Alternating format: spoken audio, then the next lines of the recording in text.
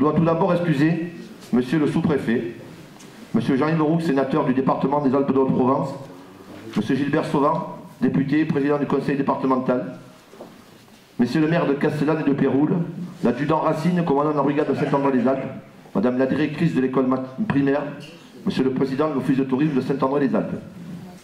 C'est toujours pour moi un grand plaisir de vous accueillir dans cette salle pour vous présenter les vœux, ceux du conseil municipal et également ceux du personnel communal. Votre présence, encore une fois nombreuse ce soir, témoigne de votre attachement à la vie de notre commune et de votre intérêt que vous portez à notre village. Cette cérémonie de vœux est un moment de convivialité, de fraternité et d'échange. J'ai donc une pensée particulière pour les personnes qui, pour des raisons de santé, ne peuvent pas participer à cette soirée et pour celles et ceux qui nous ont quittés dernièrement. L'année 2015 fut une année particulièrement difficile. Comment ne pas évoquer les événements des 7, 8, 9 janvier 2015 et les attentats terroristes du 13 novembre 2015. Nous devons avoir une pensée attristée pour les victimes innocentes de ces événements tragiques qui ont endeuillé notre pays. Nous ne pouvons qu'être révoltés face à ces actes de barbarie et faisons preuve d'indignation devant de tels actes et rappelons notre devise, liberté, égalité, fraternité. Je remercie le conseil municipal, les adjoints, Pascal, Pierre-Jean, Ginette, François. J'excuse également, bien entendu, j'ai oublié de le faire, Pierre-Jean qui n'est pas présent sur la commune et Odile, donc conseillers municipaux et adjoints qui sont absents ce soir. Je les remercie pour leur travail, les conseillers municipaux, qui au travers des commissions, des délégations, aux différentes structures, s'investissent sans compter. Ils sont très motivés et me sont d'un précieux soutien. Je sais que je peux compter sur eux à tout moment. Mes remerciements s'adressent également, bien entendu, au personnel communal. Personnel communal qui fait preuve de conscience professionnelle, de disponibilité et de compétences dans la vie de tous les jours. Le personnel a un sens aigu de sa mission de service public et je les en remercie chaleureusement. Aux administrations, à la sous-préfecture, à la direction départementale des territoires, à la DIRMED, j'excuse d'ailleurs le représentant local, M. Bélisère, qui est en vacances en Thaïlande, à l'ONF, l'Office national des forêts. M. Gauthier devait représenter ce soir l'ONF et malheureusement alité et vous prie de l'excuser. L'Office national de la chasse et de la faune sauvage, l'ONEMA, la Poste, la Trésorerie et le Centre des impôts, mais aussi la brigade de gendarmerie des sapeurs-pompiers. La gendarmerie, évidemment, elle est fortement représentée ce soir et je vous en remercie. Aux structures intercommunales, à savoir le parc naturel régional du Verdon, le pays As Verdon Vaireva, la communauté de communes du Moyen Verdon, le CIVU et le SDE 04. Et bien entendu les financeurs que nous sollicitons toute l'année dans le cadre des projets d'investissement, à savoir l'Europe, l'État, le conseil régional, le conseil départemental. Sans leur participation, rien n'est possible. Et puis, bien entendu, mes remerciements appuyés aux associations locales, puisqu'elles sont très nombreuses sur Saint-André-les-Alpes et très actives. Le bénévole, je vous l'ai déjà dit l'année dernière, est une espèce de venue rare. On a la chance à Saint-André de bien savoir les protéger et d'en avoir de nombreux. D'ailleurs, une cérémonie organisée par la Fédération française des médaillés du sport a été organisée à Saint-André. On a eu l'occasion d'en honorer une dizaine, 10 seulement. Il aurait fallu le faire pour une centaine de personnes, malheureusement. On nous avait demandé d'en choisir 10. En tout cas, on est très fiers de ce que font nos associations. Nous devons donc, bien entendu, être fiers de la quantité, mais également de la qualité des animations qui sont proposées toute l'année. La commune sera toujours, bien entendu, aux côtés de ces associations et continuera, bien entendu, à les soutenir matériellement et financièrement. Saint-André, vous l'avez bien compris, est un village qui bouge et qui vit toute l'année, et ça, on en est très fiers. Cette cérémonie de vœux, c'est l'occasion de retracer les réalisations de l'année écoulée et de vous présenter les projets à venir. L'année 2015 a été marquée par l'achèvement des travaux de l'ancienne auberge du parc, l'installation en mai des services administratifs de la mairie et l'ouverture des nouveaux locaux associatifs de la médiathèque et de l'école de musique du Moyen Verdon. L'inauguration qui a réuni un public nombreux a été effectuée en octobre. On peut être fier de cette réalisation. Les délais ont été respectés, le budget prévu a même été revu à la baisse et les travaux réalisés sont de très bonne qualité. Merci, et un merci appuyé à la maîtrise de l'œuvre, merci Gilles, et merci aux entreprises. Également, la finition des travaux de façade de l'école primaire, le remplacement de l'isolation et du faux plafond de la salle d'activité à l'école maternelle, le remplacement des fenêtres au centre médico-social, le réaménagement, première tranche de la base de loisirs, avec la mise en place de clôtures permettant de sécuriser l'heure de jeu, la mise en place d'un revêtement de sol, l'ajout de jeux supplémentaires et l'opération de lifting des 2 cours de tennis. L'acquisition de matériel indispensable pour le personnel communal, les services techniques, un taille-haie, un compresseur, un véhicule Dacia et aussi une balayeuse que vous avez pu voir arpenter les rues du village. L'acquisition de mobilier pour la mairie, pour l'école, pour la médiathèque. L'acquisition de nouvelles illuminations. Vous avez pu voir, et vous verrez tout à l'heure dans la vidéo, les illuminations de la mairie et de l'église. Également, l'achat d'une nouvelle scène pour les animations extérieures. L'installation des coffrets électriques et branchements pour les forains. Et enfin, au camping municipal, le reprofilage de la voirie d'acquisition du lave-linge et de sèche-linge, la pose de rails d'auvent pour les mobil-hommes et les travaux de terrassement de la piscine. Au niveau intercommunal, je souhaite saluer le travail qui a été réalisé par la communauté de communes du Moyen Verdon. Les dossiers sont nombreux et parfois difficiles.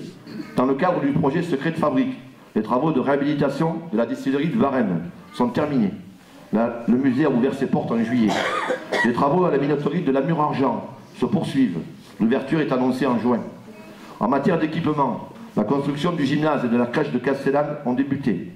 Pour notre commune, les travaux d'aménagement de la crèche dans les locaux de l'ancienne mairie débuteront avant la fin de l'année. Et bien entendu, on garde bien entendu en tête le programme de construction d'une salle de sport dans les terrains qui jouxtent le collège. Je souhaite souligner l'importance, la diversité et la qualité de travail réalisé, ainsi que l'excellent état d'esprit qui règne au sein de la structure. Je remercie particulièrement mes collègues maires, donc les vice-présidents, qui sont très nombreux ce soir, pour leur engagement, ainsi que le personnel, et mes remerciements particuliers, bien entendu, comme chaque année, à Bernard, le directeur de la communauté de communes. Merci Bernard. Dans le cadre de la loi NOTRe, un projet de fusion de 5 intercommunalités, Moyen-Verdon, Haut-Verdon, Val-d'Alos, Terre de Lumière, c'est l'ancien canton d'Anotte, Pays d'Entrevaux et Théon, portant le nombre de communes à 41 et le nombre d'habitants à 11 000, a été soumis au vote des communes et des EPCI. Les élus des 19 communes qui composent notre communauté de communes se sont prononcés contre le schéma proposé par Madame la Préfète. Nous souhaitons conserver notre périmètre actuel et refusons un territoire trop élargi qui ne correspond pas à nos bassins de vie et qui géographiquement est une aberration. De plus, une modification aussi importante risque d'anéantir la synergie actuelle et mettre en danger les projets en cours et à venir. Je souhaite donc que nous soyons entendus par le nouveau préfet et par la commission départementale de coopération intercommunale. Le syndicat d'énergie 04 pour les renforcements et l'enfouissement des lignes. Alors là, ça fait 3 ans que j'en parle, mais c'est vrai qu'on a plusieurs programmes en cours et ça a tendance à durer un petit peu, notamment, et je m'en excuse auprès des gens du chemin des Serres et des A4. Donc on a fait la semaine dernière une réception définitive des travaux France Télécom. Normalement, là, ça devrait aller plus vite sur la finition. Également, la deuxième tranche du lotissement Bellevue et le chemin des Vertus. Ces travaux sont coordonnés, bien entendu, avec des travaux que la commune réalise d'enfouissement, de lignes téléphoniques et d'électrification au niveau de l'éclairage public. Le syndicat intercommunal a vocation unique des nettoyages des berges du Verdon pour la disponibilité et l'efficacité de son personnel qui intervient sur les rives de nos rivières et bien entendu sur le lac, notamment quand on va ouvrir cet été, au mois de juillet, la baignade au lac. On peut le faire parce que le CIVU est passé par là quelques semaines auparavant et j'en remercie. Je les remercie, je remercie François, son président. Enfin, les autres structures intercommunales, particulièrement le parc naturel régional du Verdon et le pays Verdon-Vayrevard, qui sont des partenaires incontournables au niveau de nos collectivités. Ils nous permettent d'obtenir des financements sur des projets que nous avons listés dans les contrat régional d'équilibre territorial appelé CRET, l'espace valléen, le programme LEADER, le contrat rivière, etc., etc. Enfin, pour 2016, malgré la baisse annoncée pour la 3e année consécutive des dotations de l'État et l'augmentation des charges de fonctionnement, nous poursuivrons le programme d'investissement annoncé l'année dernière, à savoir la construction du relais des services publics qui abritera les locaux du CMS et de l'espace rural emploi-formation. Le maître d'œuvre va être choisi rapidement. Je rappelle qu'il s'agit d'une opération blanche pour la commune, puisque le montant de l'annuité d'emprunt est couvert par le loyer. Cette construction terminée, le jardin public juste à côté sera restauré. Le terrain du bois, juste à côté ici, d'une superficie de 2245 mètres, bien qu'il jouxte la rue de la Gare, sera aménagé On pourra y faire des places de parking, mais également on va y créer une bordure de cheminement piéton qui continuera le mail central de la place Charles-Bron pour venir se raccorder aux travaux qui ont été faits dans la construction de la mairie et venir accorder de l'autre côté la place de Verdun. À ce sujet, pour faciliter cet accès, des échanges de terrain sont prévus, ils sont en cours de négociation avec la Poste. Une fois ces échanges finalisés, on pourra donc passer aux études et aux travaux, puisque nous avons déjà obtenu un financement DETR de 50 000 €.